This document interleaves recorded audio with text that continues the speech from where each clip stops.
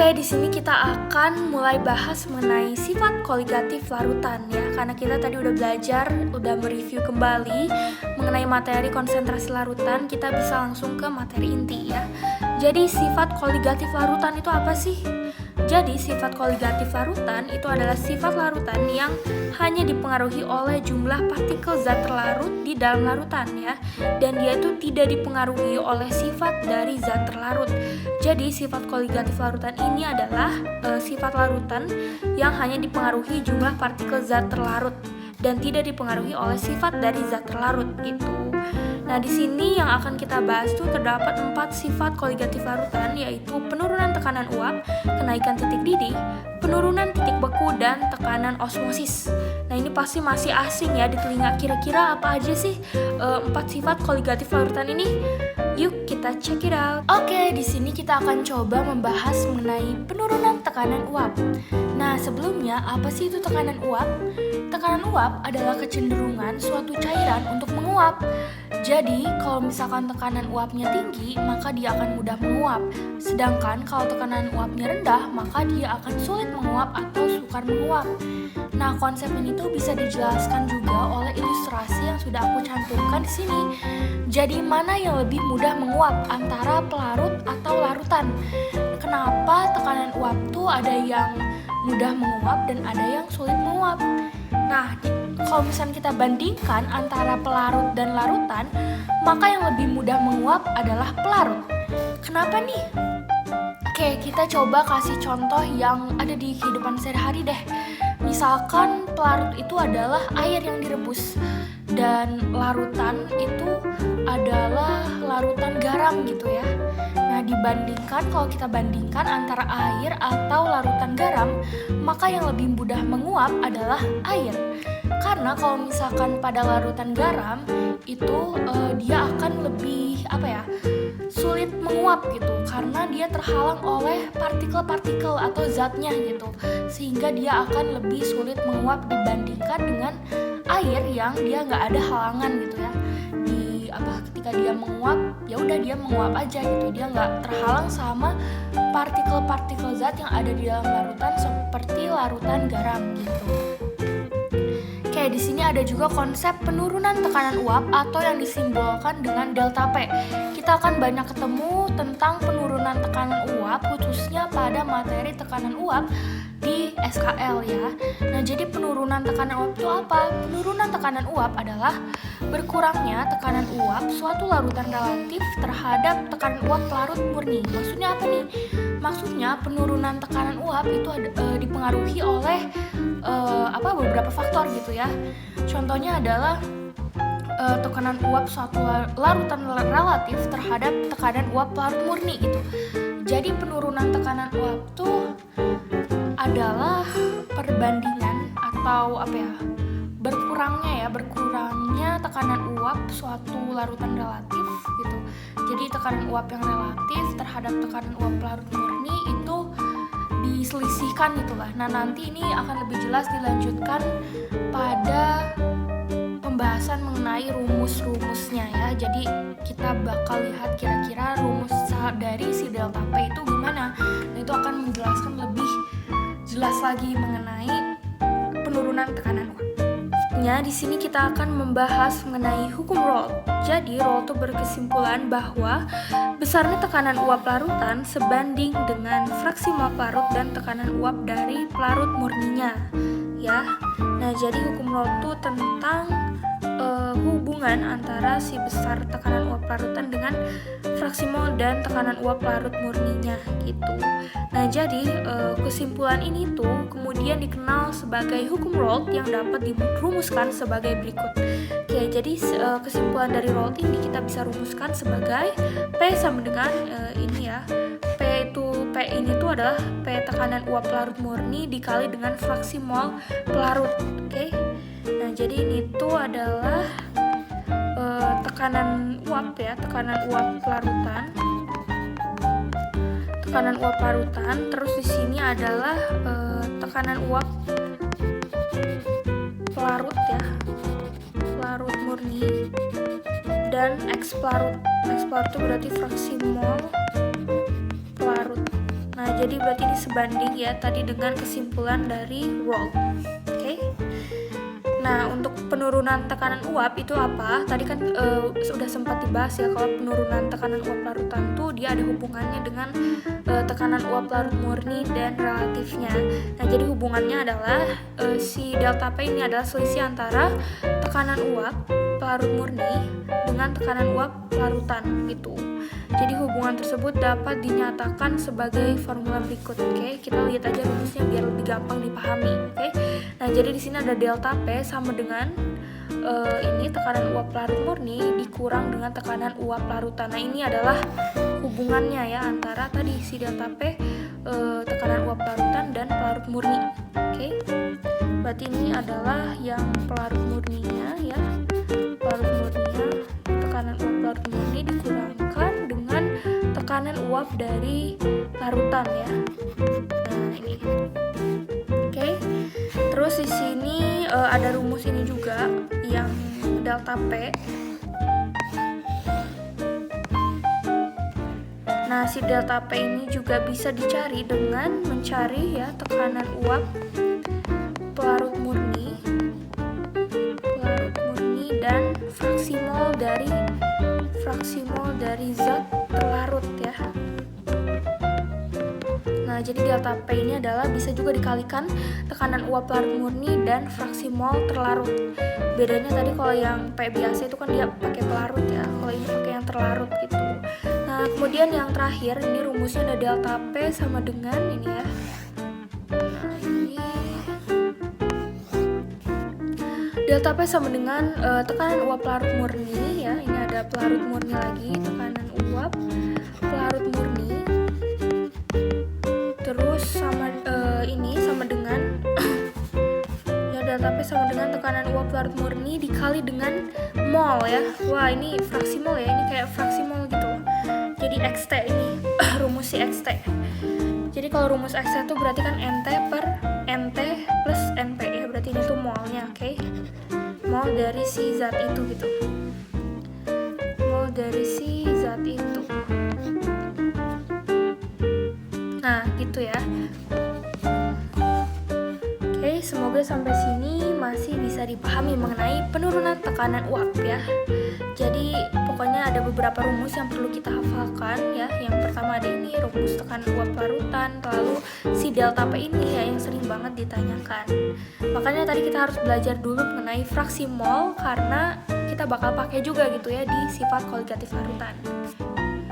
Oke, jadi gimana sih dalam kehidupan sehari-hari untuk penurunan tekanan uap? Nah, di sini aku udah punya 3 contoh dalam kehidupan sehari-hari ya.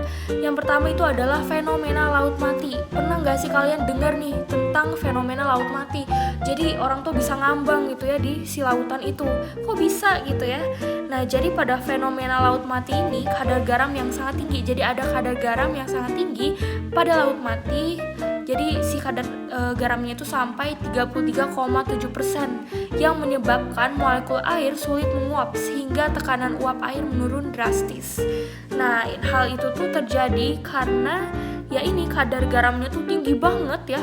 Saking tingginya si air ini sulit menguap gitu. Jadi tekanan uap airnya itu dia menurun drastis gitu. Tekanannya itu menurun drastis gitu. Yang kedua itu ada distilasi bertingkat. Nah, distilasi bertingkat itu adalah salah satu metode distilasi ya. Jadi biasanya itu ada pada pemisahan benzena dari campuran, di mana perbedaan tekanan uap benzena dan zat lain dimanfaatkan untuk mendapatkan benzena murni.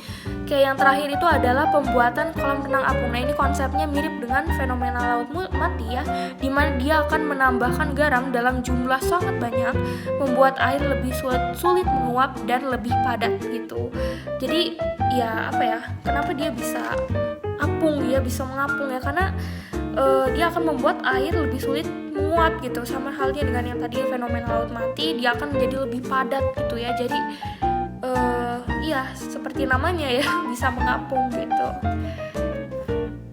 Ini kita akan coba latihan soal mengenai tekanan uap biar kalian lebih paham lagi. Di sini aku punya soal tekanan uap air pada temperatur 25 derajat Celcius adalah 23,76 mmHg. Tentukan penurunan tekanan uap jenuh jika ke dalam 90 gram air dilarutkan 18 gram glukosa atau C6H12O6. Nah, di sini diketahui juga R, C, H, dan O, yaitu kalau C itu 12, H itu 1, O itu adalah 16. Kita tuliskan diketahuinya dulu seperti biasa ya.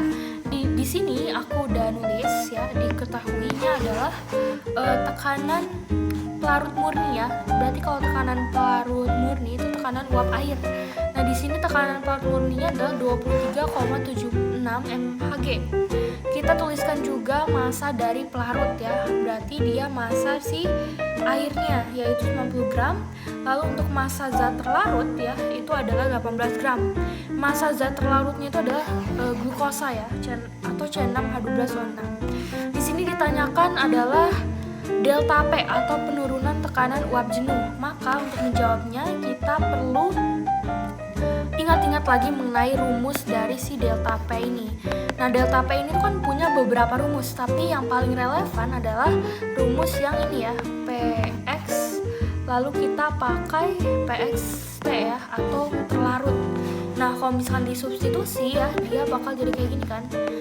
Ini pelarut murni dikali dengan ini yang mol terlarut per NP, atau ini aja deh, NP plus NP ya. Nah, ini adalah rumus yang akan kita pakai di soal ini. Oke, kita coba cari dulu ya. P ini tekanan pelarutnya udah ada ya. NT-nya sama NP ya. Berarti terlarut sama pelarutnya. Molnya udah ada belum? Berarti kita coba hitung dulu. Ingat ya, kalau N itu apa rumusnya? N itu adalah gram per mR. Oke? Gram per mR. Maka kalau gram per mR di sini adalah 90 ya. 90 gram per mR-nya berapa ya? Kita coba hitung dulu. Pelarut itu berarti air.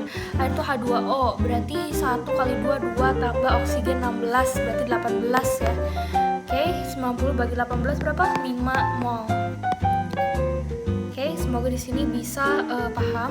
Terus selanjutnya gram per mR lagi ya. Gramnya di sini adalah 18 gram. Oke. Terus di sini kita lihat 180 ya. Ini harusnya biasanya glukosa itu 180. Cuman kalau kalian udah lupa cara ngitungnya, pokoknya ngitungnya itu C-nya ada 12 kan, 12 kali 6. Terus nanti ini 1 kali 12 ya. Terus nanti ditambah lagi 16 kali 6.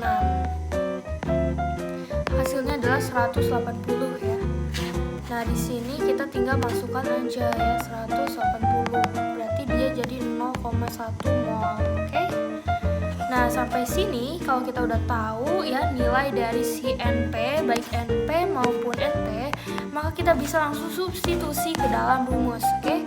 Nah, di sini udah diketahui ya ini si yang pelarutnya berarti 23,76 dikali NT-nya berapa? NT-nya adalah 0,1 per NT-nya lagi 0,1 ditambah NP-nya 5. Oke, di sini langsung matematika basic ya, 23,76 dikali 0,1 per 0,1 tambah 5 berapa coba? Berarti dia 5,1 ya. Oke. Berarti di sini 23,76 dikali 0,1 bagi 5,1 adalah 0,02. Berarti ini semuanya ditaksir ya.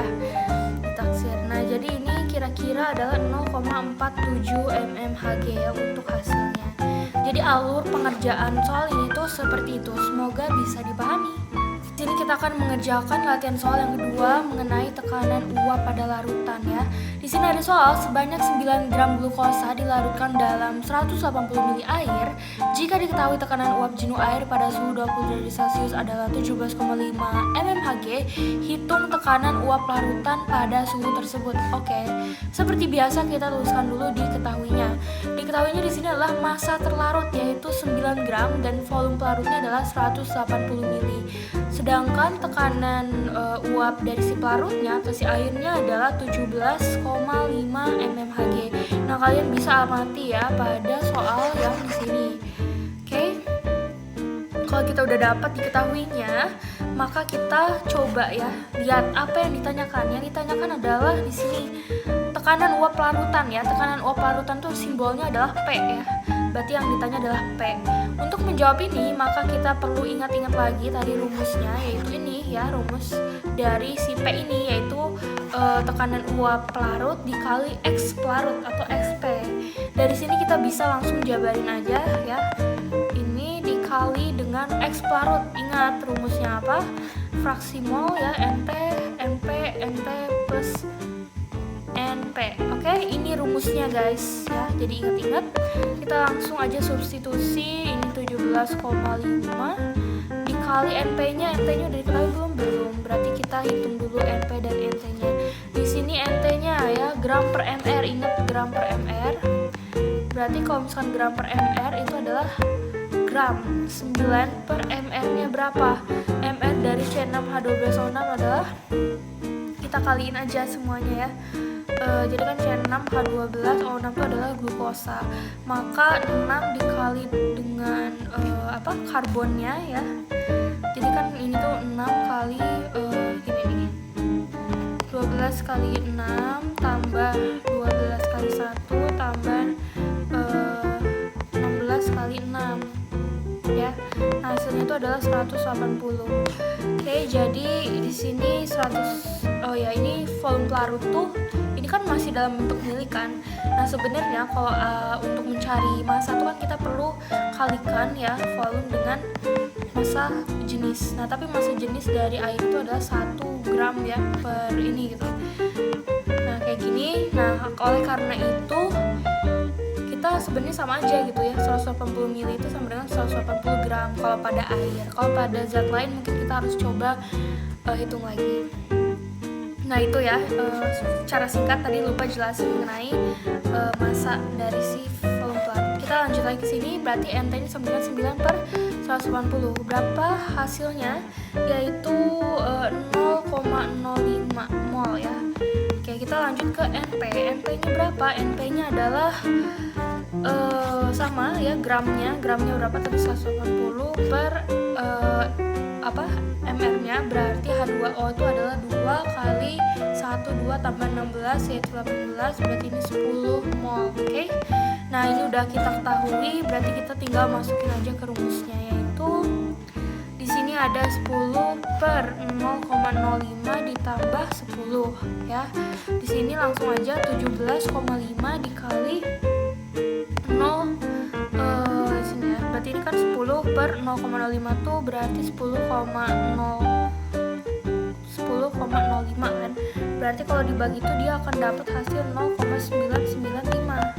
Berarti kalau dikaliin dia jadi 17,41 mmHg. Ini kalau ditaksir ya 17,41 sekian. Oke, jadi semoga dapat dipahami. Di sini kita lanjut ke kenaikan titik didih ya. Tadi berarti udah bahas mengenai tekanan uap larutan. Kita lanjut ke yang kedua, yaitu kenaikan titik didih. Jadi sebelumnya titik didih itu apa sih? Jadi titik didih itu adalah suhu ketika tekanan uap di atas permukaan zat cair sama dengan tekanan udara di sekitarnya. Nah, jadi konsep ini tuh disebut dengan titik didih.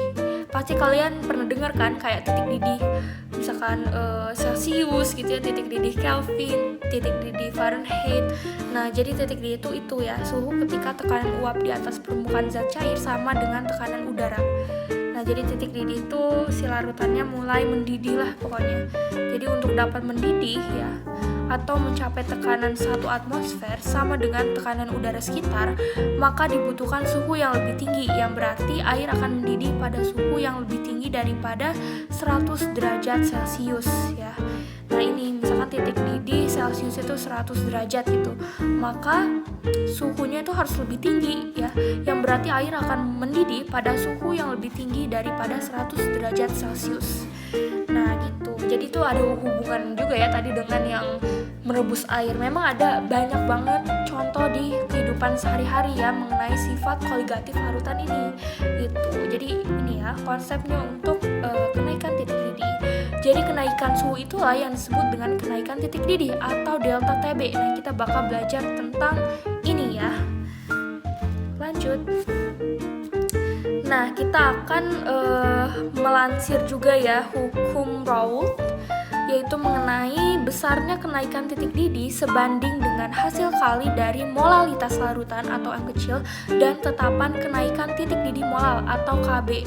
Oke, makanya di sini tadi harus belajar dulu mengenai molalitas karena di sini muncul lagi mengenai molalitas. Oke, jadi kalian harus tonton dulu video sebelumnya biar lebih paham. Di sini ada beberapa rumus yang bakal kita bahas. Yang pertama adalah delta TB sama dengan KB kali M kecil. Nah, delta TB itu berarti tadi ya, dia adalah kenaikan titik didih ya, kenaikan titik didih.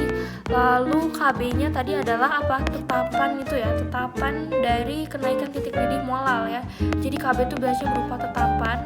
Itu biasanya kalau di soal-soal tuh suka diberitahu ya untuk KB-nya. Nah, untuk molalitas itu ya, ini adalah molalitas ya. Molal atau molalitas dari si larutan itu. Jadi kalau kita mau cari delta TB, maka kita tinggal kalikan KB dikali M kecil atau molalitas. Nah, gimana nih kalau si molalnya kita belum tahu? Maka kita seperti biasa substitusi rumus molalitas ke dalam sini, rumus si delta KB ini. Jadi delta KB sama dengan KB kali N itu apa? Mol ya, kali 1000 per P. Ini mengingatkan kita pada rumus molal ya. Nah, jadi sebenarnya tinggal disubstitusi aja rumus molal ke dalam rumus delta TB ini kalau misalkan molalnya belum kita ketahui gitu. Jadi ini untuk molal yang belum Oke. Nah, jadi begitu. Di sini ada keterangan ya. Untuk KB itu adalah tetapan kenaikan titik didih molal, delta TB itu kenaikan titik didih, N itu jumlah mol zat terlarut, dan P itu adalah massa dari si pelarut. Berarti P ini adalah massa ya, massa pelarut. Oke, di sini ada titik didih larutan adalah titik didih pelarut murni ditambah dengan kenaikan titik didih atau TB sama dengan TB plus delta TB. Nah, ini juga perlu diingat.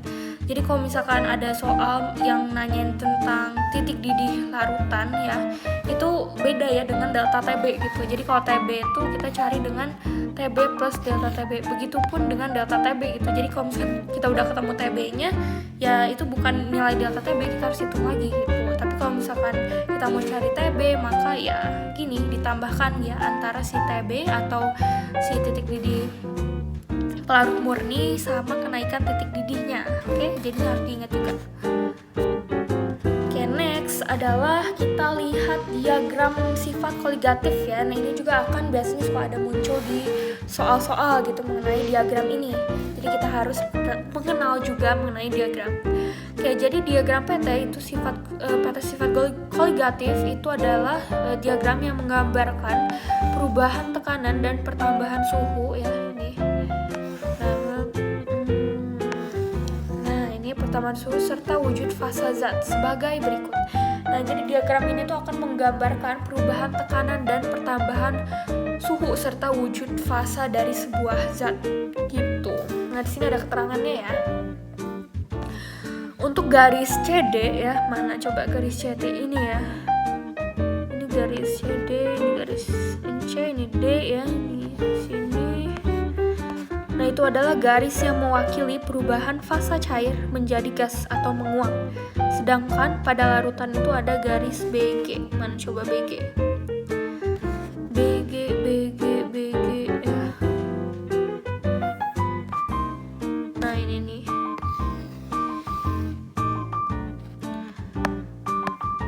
Ini pada larutan ya, si BG ini, sedangkan si CD ini dia pada fasa ya, perubahan fasa cair. Berarti ini dia explain atau menjelaskan mengenai proses penguapan ya dari cair ke gas gitu. Nah, terus untuk garis CE itu ya, garis CE mana kita coba lihat. Nah, yang ini berarti ya, garis CE itu. Garis CE ini ke sini. Nah, ini CE.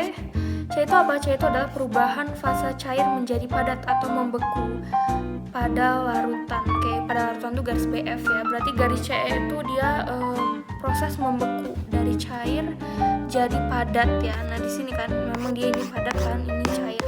Jadi dia mengeksplain mengenai pembekuan. Kalau misalkan si yang merah ini dia mengeksplain penguapan gitu. Nah, terus kita coba lihat lagi garis BF ya kalau pada larutan. berarti yang ini, yang apa, titik-titik ini ya. Nah ini tuh berarti pada larutannya untuk pembekuan. Oke. Nah di sini garis AC itu adalah perubahan menyublim ya, yaitu gas ke cair. Pada larutan tuh adalah AB. Oke. Ini. Nah berarti ini tuh menyublim ya kalau di sini. Fasa gas ke cair. Ya, gas ke cair, ini gas ke cair. Oke. Nah dari sini kita lihat lagi kalau pada larutan itu garis AB ya, pada larutan, sorry ini garis AC, nah berarti ini garis AB, nah gitu. Oke. Itu secara singkat tentang garis-garis yang melengkung-melengkung ini pada diagram sifat koligatif larutan ya. Nah jadi ini perlu kalian pahami mengenai diagram sifat koligatif ya. Tadi jadi ada pada larutan, terus ada yang menguap, ada yang membeku gitu, ada yang menyublim ya. Jadi oke, kita coba lanjut ya. Nah di sini kita coba lihat garis-garis yang lain. Garis titik pada diagram menunjukkan sifat koligatif larutan, bahwa larutan tidak mendidih pada titik atau suhu yang sama dengan pelarut murninya ya. Nah, jadi garis titik pada diagram menunjukkan sifat koligatif bahwa larutan tidak mendidih pada titik atau suhu yang sama dengan pelarut murninya ya. Nah, jadi ini ada titik-titik ini kan tuh. Ya ada kayak garis titik gitu ya. Garis titik ya. Kalau kalian bisa lihat yang satu ATM ini garis titik gini ya. Jadi dia menandakan apa sih garis titik-titik ini ya, garis titik ini. Nah dia menandakan bahwa larutan tidak mendidih pada titik atau suhu yang sama dengan pelarut murninya ya. Jadi kan tadi kalau kita udah lihat ini tuh yang larutan, terus misalkan ini yang murni gitu ya, yang ini juga yang di titik 1 ATM. Nah jadi yang titik ini tuh dia larutan, yang lainnya itu loh ya, suhu yang sama dengan pelarut murninya. Makanya dia ada titik-titik yang putus-putus itu. TF1 menunjukkan titik beku larutan yang lebih rendah dibandingkan titik beku pelarut murninya, yaitu TF0. Oke ya, TF1 kita lihat. Nah ini TF1, dia menunjukkan titik beku larutan yang lebih rendah daripada titik beku pelarut murninya, yaitu TF0. Oke. Nah di sini kita bisa lihat ya, kalau misalkan pada TF1 itu dia titik beku larutannya lebih rendah gitu dibandingkan titik beku pelarut murni. Berarti pelarut murni itu yang TF0 ya. TF0 itu adalah pelarut murni, lalu si TF1 itu adalah titik beku larutan yang relatifnya mungkin ya, larutan relatifnya itu. Jadi dia akan lebih rendah dibandingkan dengan titik beku pelarutnya. Oke, jadi titik TB1, selanjutnya ya, titik TB1 merupakan titik didih larutan yang lebih tinggi dari titik didih pelarut murninya, yaitu titik TF0. Titik TB1, kita lihat di sini, TB1 merupakan titik didih larutan yang lebih tinggi daripada titik didih pelarut murninya ya. Jadi kan tadi dia bersinggungan ya ini dengan garis yang ini. Garis yang ini itu tadi apa? Itu tadi kan dia membeku ya, membeku atau titik titik beku ya. Terus kalau yang bagian yang ini, bagian yang ini ya, itu tuh dia mendidih kan, mendidih. Nah kita bisa lihat di sini dia singgungannya beda ya, antara yang baik F1 dengan F0, baik B0 dengan B1 gitu ya, dia beda kan. Nah ini si diagram ini tuh menunjukkan konsep itu gitu ya, jadi gak akan sama gitu. Oke, nah jadi di sini kita akan membahas mengenai penerapan kenaikan titik didih dalam kehidupan sehari-hari. Yang pertama ada masak menggunakan garam. Nah ini tuh sama kayak contoh di video part pertama ya, ketika kita coba merebus menggunakan garam. Nah jadi pada saat kita memasak menggunakan garam, garam yang ditambahkan ke dalam air akan terdisosiasi menjadi ion natrium dan klorida.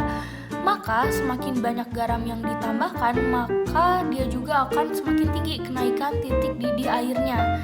Ya, jadi di sini ada kata kuncinya ya. Semakin banyak zat terlarut, maka semakin tinggi pula titik didih airnya. Artinya kalau misalkan titik didih airnya itu tinggi ya, kalau misalkan ada kenaikan titik didih air atau titik didih air maka otomatis dia akan lebih lama kan mendidihnya gitu. Dia mencapai titik dimana dia bisa mendidihnya tuh lebih lama gitu, karena dia lebih tinggi titik didih airnya gitu. Yang kedua itu adalah penggunaan panci presto yang menggunakan bahan stainless steel dengan tutup yang rapat dan kuat. Nah, hal ini tuh akan membuat uap air yang dihasilkan dari proses mendidih tidak dapat keluar dan akhirnya berkumpul di dalam panci presto. Nah, kalau misalnya kalian punya panci presto, itu juga kita bisa lihat gitu ya, salah satu penerapan dari kenaikan titik didih. Nah, yang ketiga itu adalah susu yang dididihkan. Maksudnya apa? Maksudnya kan kalau misalkan susu itu kan dia mengandung lemak, protein, lalu bahan lainnya yang dia tuh tidak mudah menguap gitu, sehingga dibutuhkan suhu yang tinggi untuk mendidihkan susu ya. Jadi sama aja konsepnya kayak yang masak menggunakan garam, yaitu semakin banyak zat terlarut dalam suatu larutan, maka titik didihnya akan semakin tinggi dan akan semakin lama dia bisa menguapnya gitu ya, atau dia akan semakin lama untuk mendidihnya gitu ya. Dia boiling pointnya tuh lebih tinggi, maka boilingnya akan lebih lama gitu. Latihan soal mengenai titik didih larutan biar lebih paham. Di sini aku punya soal sebanyak 6 gram urea dengan MR sama dengan 60 dilarutkan dalam 500 gram air. Tentukan titik didih larutannya di mana KB-nya sama dengan 0,52 derajat Celcius. Oke, seperti biasa kita tuliskan dulu diketahuinya. Di sini diketahui apa? Massa terlarut ya. Berarti massa terlarut itu adalah massa dari si urea ini, yaitu 6 gram. MR urea adalah 60 ya, seperti yang sudah diketahui di sini. Lalu ada juga ini M pelarut ya, massa pelarut yaitu air 500 gram dan KB-nya yaitu 0,52 derajat Celcius. Lalu ditanyakannya apa? Ditanyakannya adalah titik didih larutan. Berarti yang ditanyakan adalah apa? TB ya. Oke, untuk rumus TB ingat-ingat ini adalah seperti ini. Ya, jadi kita harus gabungkan antara delta TB dan TB dari ininya ya, kayak ketetapannya gitu. Berarti kan kalau di sini derajat Celcius ya, berarti kalau Celcius air ya. Kalau air tuh TB air berapa coba? TB air atau titik didih air itu adalah 100 derajat Celcius ya. Ini TB air. Oke, berarti harus diingat juga. Kita masukin aja ya, TB sama dengan 100 derajat Celcius ditambah delta TB. Kita hitung dulu ya si delta TB ini. Rumusnya apa? KB dikali M ya. Ini nggak usah dikali I karena dia bukan larutan elektrolit. Kita lanjut aja, berarti 100 derajat Celcius ditambah KB-nya adalah 0,52 derajat Celcius ya. Lalu kita ini kalikan ya dengan si M-nya. Oke. M-nya tuh berarti molal ya, molal. Berarti kita cari dulu molalnya pakai rumus ini ya, GRT bisa pakai rumus ini, GRT per ml kali 1000 per GRP, atau kalau mau N per P tapi si nilai gramnya diubah ke ini juga diubah ke satuan kilogram juga nggak apa-apa. Cuman kita bisa pakai ini juga gitu ya. Kayak di sini langsung substitusi aja. Kita lihat apakah udah ada ya ini yang ininya dicarinya. Kayak ini GRT dan GRP. Berarti GRT-nya berapa? Gram terlarut adalah 6 gram. Berarti 6 per tadi MR diketahui dikali 1000 per GRP. GRP itu gram pelarut yaitu 500 ya. Ini kan bisa coret, ini bisa coret ya. Terus hasilnya jadi 100 derajat Celcius ditambah 0,104. Jadi kan ini bagiin dulu ya sininya. Terus kita dapat totalnya adalah 0,104 atau sama dengan 100,104 derajat Celcius ya. Nah, ini adalah hasilnya. Semoga dapat dipahami ya. Kita akan lanjut ke penurunan titik beku ya. Nah, jadi penurunan titik beku itu kita awali dengan melihat pengertian mengenai pembekuan ya. Jadi pembekuan itu terjadi ketika apa sih? Nah, jadi pembekuan itu terjadi ketika suhu zat cair diturunkan sehingga jarak antar molekul zat cair semakin dekat satu dengan lainnya dan menyebabkan gaya antar molekul yang semakin kuat ya. Jadi pada intinya Pembekuan itu terjadi ketika suatu suhu ya, atau ada suhu nih, suhu zat cair dia diturunkan gitu. Jadi jarak antar molekul zat cairnya itu semakin dekat dengan satu sama lain, artinya dia semakin padat gitu ya, menyebabkan gaya antar molekul yang semakin kuat gitu dia. Jadi kalau misalkan ada suhu zat cair terus dia diturunkan ya kan, misalkan kalian lagi bikin es gitu di dalam kulkas, nah itu kan si airnya itu yang awalnya misalkan suhu ruang ya, misalkan 24 derajat atau 25 derajat atau ya segituan lah ya, suhu rata-rata, suhu pada umumnya. Ketika kalian masukkan ke dalam kulkas, maka si suhunya akan turun kan, dia akan jadi mula-mula mungkin 26, terus dia jadi 20, dia jadi 5, jadi 0, jadi min sekian, akhirnya dia bisa beku atau dia akan menjadi padat gitu. Oke, jadi perbedaan titik beku itulah yang disebut dengan penurunan titik beku. Oke. Nah, jadi perbedaan titik beku itu mirip kayak tadi yang titik didih gitu ya. Jadi maksudnya tuh ada perbedaan antara yaitu kayak titik beku relatif sama titik beku pelarut murninya gitu. Misalkan kalau air punya titik beku sekian, tetapi kalau misalkan ditambahkan ini dia akan jadi sekian gitulah. Oke, di sini kita coba lihat rumusnya ya. Di sini ada delta TF atau delta ini. F tuh biasanya kalau bahasa Inggrisnya itu kan freeze gitu ya. Kalau B tuh tadi boil. Nah, jadi kalau TF itu berarti dia yang titik bekunya ya. Nah, berarti di sini delta TF itu sama dengan KF kali M. M itu apa ya? Betul sekali ya, kita akan selalu bertemu dengan molalitas ya, molal. Jadi M kecil itu molal, KF itu dia adalah tetapan. Ini biasanya suka dikasih ya di soal. Delta TF itu ini ya, penurunan titik beku. Kalau misalkan dia nggak diketahui gimana molalnya, sama aja ya, kita pakai substitusi rumus, alias kita masukkan rumus ini N kali 1000 per P, dimana N itu tadi mol, terus P itu adalah massa pelarut ya, massa pelarut. Nah, ini adalah rumus yang akan kita pakai ya berulang-ulang di materi tentang penurunan titik beku. Nah, di sini kita akan membahas mengenai penerapan dari penurunan titik beku dalam kehidupan sehari-hari.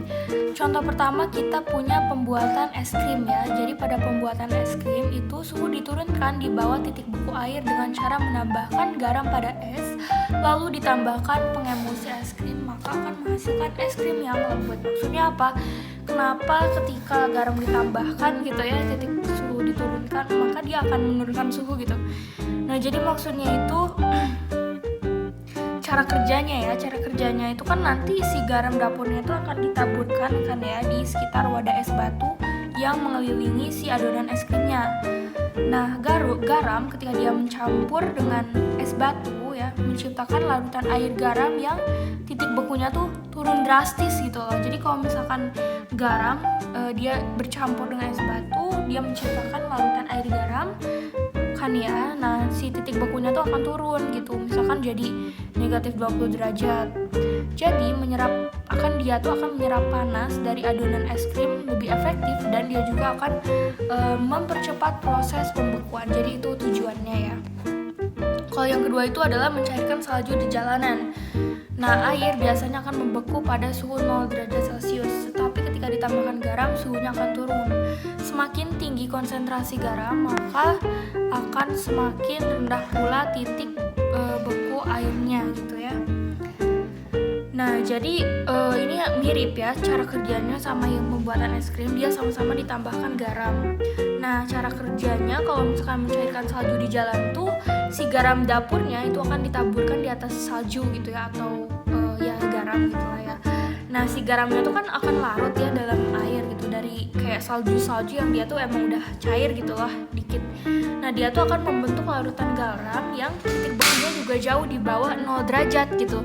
Nah, ini tuh dia akan menyebabkan salju terus-menerus mencair meskipun si suhu udaranya tuh ada di bawah titik beku normal air gitu maksudnya.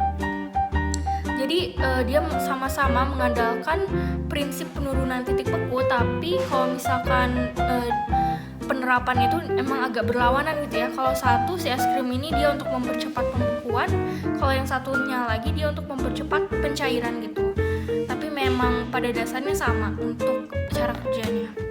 Atau bukan cara kerjanya ya, tapi kayak lebih ke pada dasarnya ya, itu adalah ditambahkan garam dan menurunkan suhu ya, atau titik bekunya. Yang ketiga itu adalah anti beku pada radiator mobil. Nah, dia itu adalah sebagai pencegahan pembekuan air radiator mobil, biasanya menambahkan etilen glikol ke dalam air radiator sehingga titik beku air dalam radiator menurun. Nah, ini juga sama konsepnya ya, jadi dia akan menurunkan titik beku air gitu. Nah, ini penurunan titik beku ya, untuk bisa lebih paham lagi, atau titik beku ya pada umumnya. Kayak di sini aku punya soal sebanyak 6 gram urea atau MR-nya 60 dilarutkan dalam 500 gram air. Tentukan titik beku larutannya jika Kf sama dengan 1 derajat Celcius. Nah, ini sebenarnya sama aja soalnya kayak yang titik didih, cuman bedanya kita cari titik bekunya. Nih, gimana nih kalau cari titik bekunya? Kita seperti biasa tuliskan dulu diketahuinya, yaitu masa terlarutnya adalah 6 gram, berarti ya MR ureanya adalah 60, M pelarut atau airnya adalah 500 gram, KF-nya sama dengan 1 ya. Dan ditanyakannya adalah apa coba ini? Berarti TF ya yang ditanyakan. Berarti kita langsung jawab aja pakai rumus ini ya. TF sama dengan TF ini ketetapan dikurangkan dengan delta TF. Oke. Sini kita coba jawab sama-sama. Nah, TF ya. TF sama dengan TF derajat, berarti bukan TF derajat tapi TF ini titik beku ketetapannya ya. Nah, ingat TF ini tuh berarti apa artinya ya, kita cari si ininya kan, si air. Nah, freezing point-nya itu adalah berapa? Freezing point-nya adalah 0 derajat Celcius ya. Oke, nah ini harus diingat-ingat juga. Nah, di sini berarti kan 0 derajat Celcius dikurang delta TF-nya, kita hitung dulu ya, kita hitung dulu. Terus jabarin aja, ini berarti KF kali M, ini 0 derajat Celcius dikurang KF-nya berapa tadi? 1 ya, dikali molalnya kita bisa hitung ya. Nah, ini sebenarnya kita bisa juga hitung pakai N per P, tapi memang lebih lama sih, jadi kita pakai yang GRT aja. Berarti kalau pakai yang GRT kan dia GRT per MR kali 1000 per GRP. Oke. Nah, dari sini berarti tinggal di ini aja, 0,3 Celsius dikurang 1 GRT-nya berapa? Coba GRT-nya adalah 6 per 60 dikali 1000 per GRP-nya adalah 500. Berarti hasilnya ini tuh 0 derajat Celcius dikurang ya dengan ini bisa coret ya, ini bisa dicoret. Berarti hasilnya sekitar 0,2 ya, berarti dia jawabannya adalah negatif 0,2 derajat Celcius. Oke. Nah, jadi kalau misalkan untuk mencari titik beku, maka kita harus kurangkan dengan ini ya, ketetapan si titik bekunya, titik beku pelarutnya. Oke. Kalau ini aja nggak bisa ya, jadi kalau TF ingat beda ya, titik beku larutan dan penurunan titik beku. Semoga dapat dipahami. Oke, jadi ini ada yang terakhir, yaitu mengenai tekanan osmotik. Jadi tekanan osmotik itu biasanya dilambangkan dengan P. Nah, dia itu adalah tekanan yang terbentuk pada larutan untuk menghentikan proses osmosis pelarut ke dalam larutan melalui selaput semi-permeable. Nah, jadi tekanan osmotik itu adalah tekanan hidrostatik yang dia tuh terbentuk pada larutan untuk menghentikan proses osmosis. Nah, ini berarti kita harus paham dulu apa itu osmosis ya. Jadi osmosis itu adalah peristiwa difusi atau perpindahan pelarut ya. Peristiwa difusi atau perpindahan pelarut dari suatu larutan yang lebih encer atau pelarut murni ke larutan yang lebih pekat melalui selaput ya, ini semi permeable ya. Nah, jadi osmosis itu adalah difusi atau perpindahan pelarut ya dari suatu larutan yang lebih encer atau pelarut murni ke larutan yang lebih pekat melalui selaput semi permeable. Nah, osmosis ini nanti kita akan jelaskan penerapan ya, karena memang agak abstrak gitu. Cuman ya intinya dia tuh difusi yang melalui selaput semi permeable ya. Ya, beda dengan difusi pada umumnya atau difusi biasa gitu. Itu dia kalau osmosis tuh dia melalui selaput semi permeable gitu. Nah, di sini ada contoh rumusnya, yaitu rumus tekanan osmosis larutan. Ini simple banget ya. Jadi kalau tekanan osmosis larutan tuh yang paling sederhana lah si rumusnya. Dia cuman P sama dengan M besar atau molaritas ya. Jadi M ini tuh molaritas. Kalau tadi kan biasanya kita pakai molal ya, ini pakai molar. Jadi molaritas dikali tetapan gas idealnya itu adalah 0,082 liter atmosfer mol ya. Ini untuk satuannya ya. Terus ada T juga, yaitu suhu mutlak ya. Suhu mutlak itu biasanya dalam Kelvin satuannya ya. Nah gitu. Jadi untuk rumus ini tuh cuman kayak gini doang ya, nggak terlalu banyak, nggak sebanyak tekanan uap atau yang lain gitu ya. Tapi dia cuma P sama dengan M besar terus kali R itu tetapan yang harus dihafalkan, dan T itu adalah temperatur dalam Kelvin. Gimana dalam kehidupan sehari-hari nih? Jadi ada beberapa contoh. Yang pertama itu adalah infus medis. Itu adalah larutan infus yang dibuat isotonik, memiliki tekanan osmotik yang sama dengan cairan tubuh agar tidak terjadi hemolisis atau krenasi.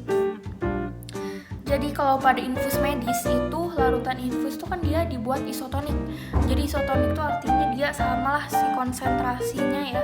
Jadi dia tekanan osmotiknya juga akan sama gitu dengan si cairan tubuh agar tidak terjadi hemolisis atau krenasi. Nah, hemolisis atau krenasi ya, ini tuh dia akan terjadi ketika adanya perbedaan konsentrasi larutan gitu, dimana ada yang hipotonik atau yang hipertonik ya. Jadi kalau isotonik itu berarti sama dia konsentrasinya sehingga tekanan osmotiknya sama. Kalau misalkan dia beda ya, antara misalkan nih si infus medis sama cairan tubuhnya beda dia konsentrasinya, maka dia akan terjadi hemolisis ya, atau dia pecah, atau krenasi itu dia mengerut gitu.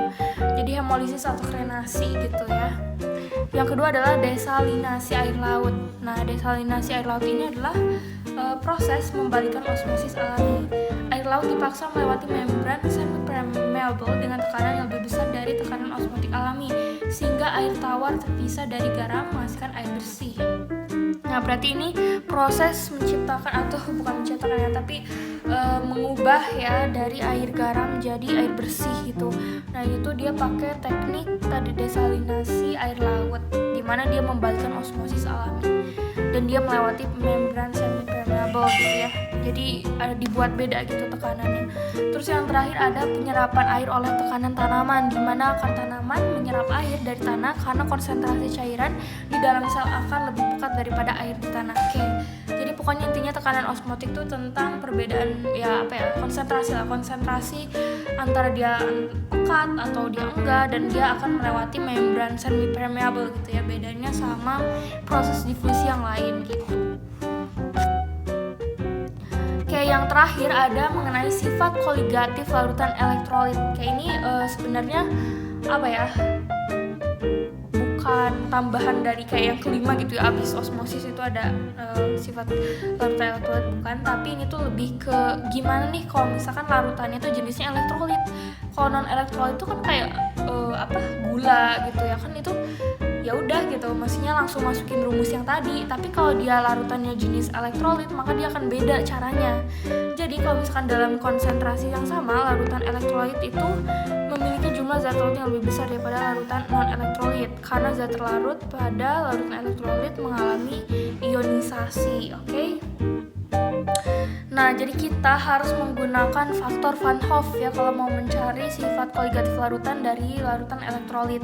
Jadi dengan memperhatikan faktor Van Hoff dalam perhitungan harga sifat koligatif larutan elektrolit, maka jumlah mol zat terlarut harus dikalikan dengan faktor Van Hoff. Nah, ini yang penting banget untuk di note ya. Jadi harus dikalikan dengan faktor Van Hoff ya. I lambangnya tuh. Nah, faktor Van Hoff tuh kayak gini. I sama dengan 1 plus N-1 alfa, dimana N itu adalah jumlah ion ya, jumlah ion. Jadi kita harus hitung dulu jumlah ionnya. Lalu alfa itu apa? Alfa itu adalah derajat ionisasi. Nah, ini berhubungan berhubungan erat banget dengan materi kita yang pertama banget, yaitu mengenai larutan elektrolit dan non-elektrolit. Jadi kalian coba pahami dulu ya mengenai elektrolit dan non-elektrolit biar nggak salah tentu juga sifat koligatif larutannya gitu. Di sini kita akan latihan soal mengenai SKL larutan elektrolit. Gimana kalau misalkan ternyata larutannya adalah elektrolit gitu ya, elektrolit. Kalian coba ingat-ingat lagi elektrolit dan non-elektrolit. Asam asetat itu apa guys? CH3COH ya. CH3COH itu adalah asam lemah guys, asam lemah. Nah, berarti kalau misalnya seperti itu kita bisa seperti biasa tuliskan dulu diketahuinya. Di sini ada diketahui molnya, mol si CH3COH ini adalah 0,1 mol. Ya. Terus volume dari si pelarutnya adalah 500 ml. Berarti kalau M-nya itu sama dengan 500 gram juga karena dia air kan. Terus derajat ionisasi adalah 0,5 dan KF dengan 1,8 derajat Celcius ya, berdasarkan soal. Oke, gimana cara jawabnya? Jawabnya adalah gini ya, kita tuliskan dulu rumusnya. Karena dia ditanyakan adalah titik beku, maka kita pakai rumus kayak yang soal sebelumnya gitu ya. TF sama dengan TF pelarut dikurang delta TF. Oke. Nah, dari sini kita coba jabarkan. Ini yang bedanya ya, ada di sini TF dari TF pelarutnya berapa? 0 derajat Celcius ya, ini kan titik beku ya, dikurangin dengan delta TF. Nah, di sini bedanya. Tadi kan kalau kita ingat kan dia tuh rumusnya KF kali M dikali I ya. Nah, berarti di sini kita tinggal substitusi aja. 0 derajat Celcius dikurang ya KF kali M kali I. Nah, di sini kita hitung dulu nih derajat ionisasinya berapa. Ingat ya tadi rumus dari derajat ionisasi itu apa? Yaitu 1 ditambah N min 1 dikali derajat ionisasi. Ini adalah faktor Van Hoff ya, faktor Van Hoff. Nah, ini wajib ditambahkan atau wajib dikalikan ya jika dia merupakan larutan elektrolit. Jadi jangan lupa, ini sangat krusial banget karena kadang ada orang yang suka lupa gitu ya, dia ngaliin pakai faktor Van Hoff ya. Jadi kalian harus sangat mengamati dia larutan jenis apa. Ya, ini 1 ditambah N min 1 ya, 2 min 1 derajat ionisasi 0,5. N itu apa ya? N itu adalah jumlah ion ya. Kalau kali ini kalian boleh ionisasi dulu ya, ionisasi dulu, maka nanti akan ketemu dia 2 ya. CH3CO- ditambah H+. Nah, itu kan ada 2 kan muatannya ionnya, maka kita tambahkan 2 di situ. Oke. Berarti ini hasilnya jadi berapa? Berarti hasilnya dia jadi 1,5 ya, karena kan 1 tambah 2 min 1 itu 1, 0,5. Berarti jadi 1 ditambah 0,5 yaitu 1,5. Nah, ini faktor Van Hoff-nya. Berarti kita bisa masukin di sini dong. Ya, KF-nya berapa tadi? KF-nya adalah 1,8 dikali molalitas ya. Nah, di sini alhamdulillahnya ya, di sini diketahui N. Jadi kita nggak perlu pakai rumus yang panjang itu. Bisa pakai rumus N per P. Oke, N per P itu apa? N itu adalah molnya, berarti 0,1 per pelarutnya ya 500 ml. Nah, ini kita harus ubah dulu ya si 500 ml ini ke dalam gram. Berarti kalau diubah ke gram dia kan dibagi ini kan ya. Ini coret-coret, berarti 5 per 10 adalah 0,5 ya, 0,5 kg. Kita bisa masukin di sini terus ketemu ya. 0,1 per 0,5 berapa guys? Kita masukin lagi sih ya, 0,1 per 0,5 dikali I ya, I nya berapa tadi? 1,5 gitu. Dari sini kita bisa langsung aja 0 derajat Celcius ya, 0 derajat Celcius min 1,8 dikali 0,2 dikali 1,5, maka hasilnya adalah min 0,54 derajat Celcius. Nah, gitu, gampang kan? Jadi pokoknya bedanya kalau yang elektron tuh wajib banget ditambahkan oleh faktor atau dikalikan dengan faktor Van Hoff. Jangan pernah lupa faktor Van Hoff ini. Oke, jangan ketinggalan pokoknya. Tapi untuk sisanya sih masih sama aja ya caranya, mau itu TB, mau itu TF, itu delta TB, delta TF kalian wajib tambahkan atau wajib include faktor Van Hoff ke dalam persamaannya atau perhitungannya ya, kalau misalkan dia larutan elektrolit. Oke? Jadi semoga sampai sini dapat dipahami.